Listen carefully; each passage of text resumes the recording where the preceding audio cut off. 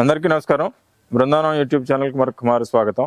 చూపుల్లో రాజసం, పనిలో పౌరుషం, బలిష్టమైనటువంటి శరీర దారుఢ్యం, ఒకప్పుడు రోజుకి 20 లీటర్ల పైన పాలు ఇచ్చినటువంటి చరిత్ర, ఖండాంతరాలకు వ్యాపించినటువంటి ఖ్యాతి, అదే మన ఒంగోలు జాతి యొక్క గొప్పతనం. అలాంటిది ఈ రోజు పల్లె పల్లెలో ఏ మూల చూసినా కూడా ఒంగోలు జాతి కనపడే పరిస్థితి లేదు. ఒంగోలు జాతి ఆబోతులు పందాలలో తప్ప కనపడినటువంటి పరిస్థితి. ఈ దుస్థితికి కారణం ఏమిటి? నిజంగా పోషణ భారమైన పనే, లేకపోతే ఇతరత్ర వేరే కారణాలు ఏమైనా ఉన్నాయా? ఒంగోలు జాతి క్షీణదశకి వచ్చినా కూడా ఇప్పటికీ కూడా కొందరు ఒంగోలు జాతి మీద ప్రేమతో మమకారంతో పోషణ చేస్తూ ఉభయ రాష్ట్రాల్లో అనేక చోట్ల అజ్ఞాతంగా కూడా చాలా మంది ఒంగోలు జాతిని పోషిస్తా ఉన్నారు. వెలుగులోకి రానటువంటి వారు చాలా మంది ఉన్నారు. వారందరినీ కలిసే ప్రయత్నం చేస్తున్నాము. కొంతమందిని ఆల్రెడీ కలిసాము.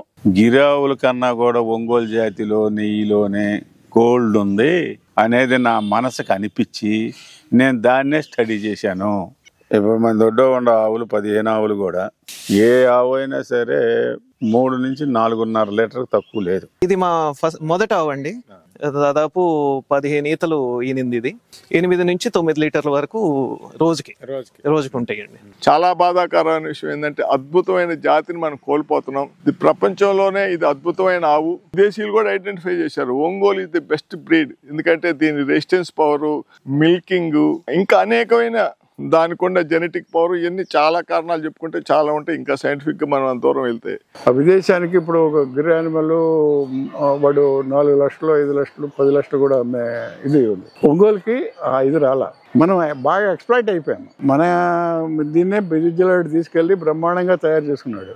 మనవాళ్ళు చేయట్లా. ఎందుకు చేయట్లేదంటే మన మీద మనకి నమ్మకం లేదు. మన రాష్ట్ర ఒంగోలు ఆవుల్ని మేపనాకి పెంచడానికి రైతులు ఉన్నారండి. సరైన బ్రీడ్ ఎక్కడ కనపడలే. పాలసారి ఉండాలండి, తగిన సైజు, అందం అన్ని ఉంటేనే మరి మాకు సరదా ఉంటుందండి. వీరందరి యొక్క అనుభవాల సారాన్ని మీ ముందుకు తీసుకురావాలన్నదే మా ప్రయత్నం.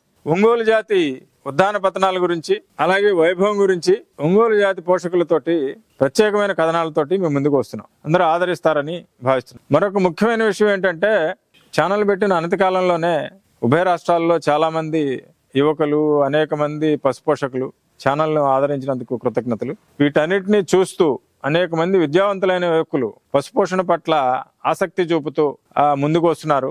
వారందరినీ ముఖాముఖి కలవాలని, వారికి కొన్ని ప్రత్యేకమైన విషయాల మీద అవగాహన కోసం, అంటే బ్రీడింగ్ మీద ఎటువంటి ఆహారం ఇవ్వాలి, ఎటువంటి ఎద్దులను తీసుకురావాలి, బ్రీడింగ్ ఎలా చేయాలి, అట్లాగే వాటికి వచ్చే వ్యాధులేంటి, అలాగే వాటికి ఎటువంటి గడ్డి పెంచాలి, ఎటువంటి ప్రదేశంలో ఎలాంటి జాగ్రత్తలు తీసుకోవాలి, ఇట్లాంటి విషయాల మీద మన బృందావనం గోశాలలో 15-16 తారీఖులో అవగాహన సదస్సు నిర్వహిస్తున్నాము. ఈ కార్యక్రమానికి గిర్రు ఒంగోలు జాతి పెంచాలనే ఔత్సాహికులే కాకుండా హోమియో వైద్యంలో చాలా కాలంగా అతి చౌకగా వైద్య సేవలు అందిస్తున్నటువంటి డాక్టర్ సత్యనారాయణ గారు, అలాగే గత 10-15 సంవత్సరాలుగా బ్రీడింగ్ లో అనుభవం ఉన్నటువంటి చక్రపాణి గారు, అలాగే నాని గారు అమలాపురం నుంచి, మరికొందరు బ్రీడింగ్ లో అనుభవం ఉన్నటువంటి వారిని కూడా, పెద్దల్ని కూడా ఈ కార్యక్రమానికి పిలవడం జరిగింది. అలాగే ఏలూరు నుంచి రెడ్డి గారు. కాబట్టి మీరు ఈ అవకాశాన్ని సద్వినియోగం చేసుకుని మీకు ఉన్నటువంటి ఎటువంటి అనుమానాలనైనా ముఖాముఖి నివృత్తి చేసుకోవాల్సిందిగా కోరుతున్నాం. ఆల్రెడీ ఈ గ్రూప్ లో ఈ సమాచారం తెలియజేయడం జరిగింది. ఇంకా తెలియని వారు ఎవరైనా ఉంటే కింద మన గోశాలకు రావడానికి లొకేషన్, ఇట్లాంటివి ఎలా రావాలి అనే వివరాలన్నీ కింద డిస్క్రిప్షన్ లో ఇస్తున్నాము. మీరందరూ తప్పకుండా 15-16 తారీఖుల్లో ఈ అవగాహన కార్యక్రమానికి తప్పక వస్తారని చెప్పి ఆశిస్తున్నాం.